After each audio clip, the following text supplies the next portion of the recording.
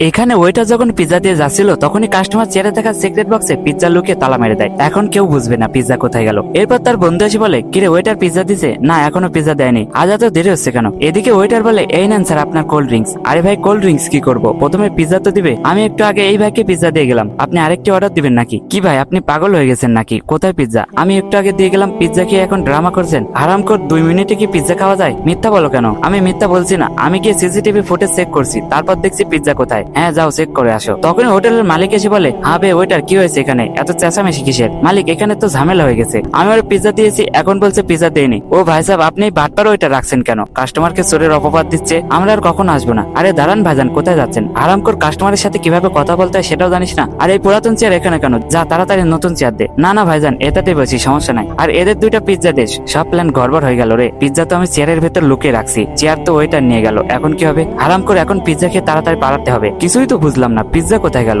আরে এখানে তালা কে লাগিয়েছে? তখন ওইটা তালা ভেঙে ফেলে। মালিক, এই দেখেন, এই নেন আপনাদের পিৎজা, আর বিলটা কাউন্টারে গিয়ে দিবেন। ঠিক আছে, তুই যা বিলটা দিয়ে আয়। এই নেন ভাইজান পিৎজার বিল। ঠিক আছে, আরেকটি পিৎজার বিল দেবে কে? আমরা তো একটা খেয়েছি, আর এটার বিল দেবে কেটা? হারামখোর, আমাদের সাথে প্র্যাঙ্ক করা।